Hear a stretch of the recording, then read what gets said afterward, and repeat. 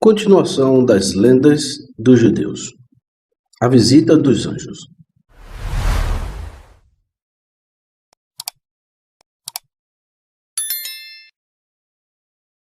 No terceiro dia após sua circuncisão, quando Abraão estava sofrendo dores terríveis, o Criador falou aos anjos dizendo: Vamos visitar os enfermos.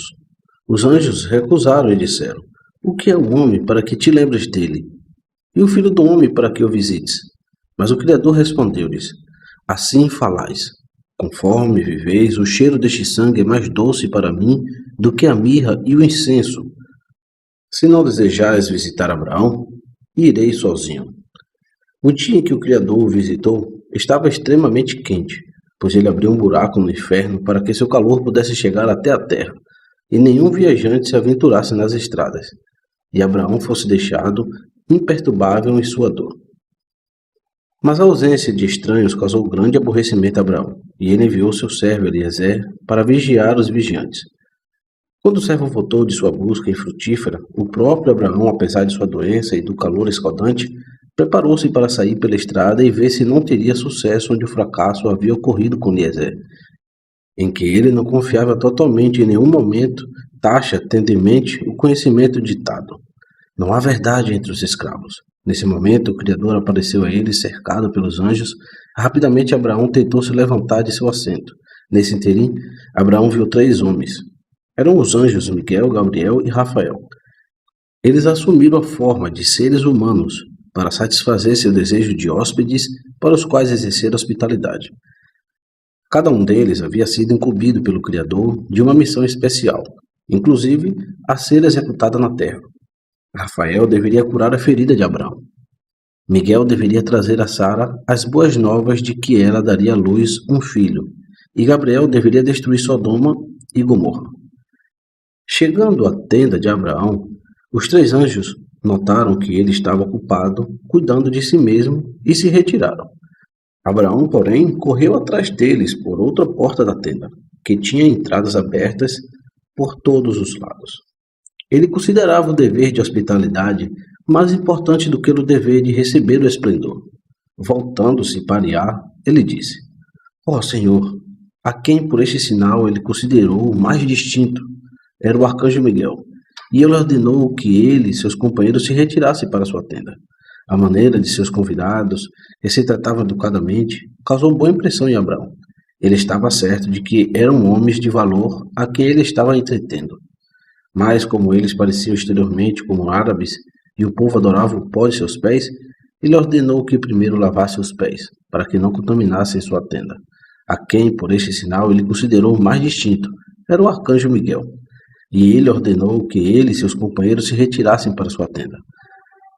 Ele não dependia de seu próprio julgamento ao ler o caráter de seus convidados.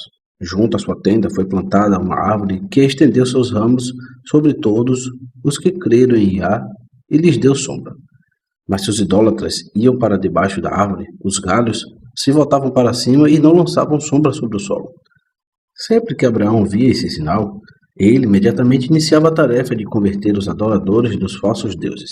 E assim como a árvore fazia distinção entre os piedosos e os ímpios, assim também entre os puros e os impuros. Sua sombra lhes era negada enquanto se abstivessem de tomar o banho ritual prescrito na fonte que brotava de suas raízes, cujas águas subiam imediatamente para aqueles cuja impureza era de caráter venial e podiam ser imediatamente removidos, enquanto outros teve que esperar 7 dias para que a água subisse.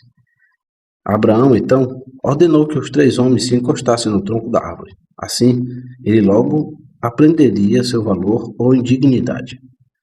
Sendo dos verdadeiramente piedosos, que prometem pouco, mas realizam muito, Abraão disse apenas: Vou buscar um pedaço de pão e confortar seu coração, visto que você passou por minha tenda na hora do jantar. Então, depois que deis graças a Iá, podeis passar. Mas quando a refeição foi servida aos convidados, foi um banquete real, superando o de Salomão no momento de sua mais esplêndida magnificência. O próprio Abraão correu ao rebanho para buscar gado para carne. Ele matou 3 bezerros para poder colocar uma língua com mostarda diante de cada um de seus convidados.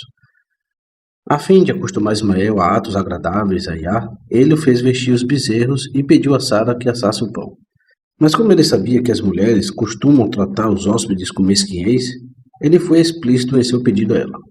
Ele disse, e pareceu-lhe que os 3 homens comeram, mas isso era uma ilusão. Na realidade, os anjos não comeram.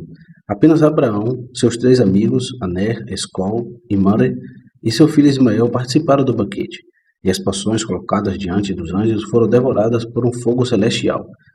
Embora os anjos permanecessem anjos, mesmo em seu disfarce humano, a personalidade de Abraão era tão exaltada que em sua presença os anjos se sentiam insignificantes. Após a refeição, os anjos perguntaram por Sara, embora soubessem que ela estava aposentada em sua tenda, mas era apropriado que prestassem homenagem à dona da casa e enviassem a ela o cálice de vinho sobre a qual a bênção havia sido dada. Disse Miguel, o maior dos anjos. Anunciou então o nascimento de Isaque. Ele traçou uma linha na parede, dizendo: quando o sol cruzar este ponto, Sara ficará grávida, e quando ele cruzar o próximo ponto, ela dará à luz um filho. Esta comunicação, que era destinada a Sara e não a Abraão, a quem a promessa havia sido revelada muito antes, os anjos fizeram na entrada de sua tenda, mas Ismael ficou entre o anjo e Sara, pois não teria sido apropriado para entregar a mensagem em segredo, sem ninguém por perto. Ainda tão radiante era a beleza de Sara, que um raio dela atingiu o anjo e o fez olhar para cima. No ato de se virar para ela, ele a ouviu rir consigo mesmo. É possível que essas entranhas ainda possam gerar uma criança em seios murchos e suco? E embora eu pudesse gerar, ainda não é o meu senhor Abraão velho? E o Todo-Poderoso disse a Abraão: estou velho demais para fazer maravilhas? E por que Sara ri, dizendo: certamente terei um filho que sou velho? A censura feita por Iá foi dirigida tanto a Abraão quanto a Sara, pois ele também se mostrara de pouca fé quando lhe disseram que um filho lhe nasceria. Mas Iá mencionou apenas a incredulidade de Sara, deixando que Abraão tomasse consciência de seu próprio defeito. Considerando a parte de sua vida familiar, o Criador não repetiu as palavras de Sara com precisão para Abraão. Abraão poderia ter levado mal o que sua esposa disse sobre sua idade avançada, e tão preciosa é a paz entre marido e mulher que até o santo bendito seja ele, preservou-a à custa da verdade. Depois que Abraão recebeu seus convidados, ele foi com eles para levá-los a caminho, pois por mais importante que seja o dever da hospitalidade, o dever de apressar o convidado que se separe é ainda mais importante.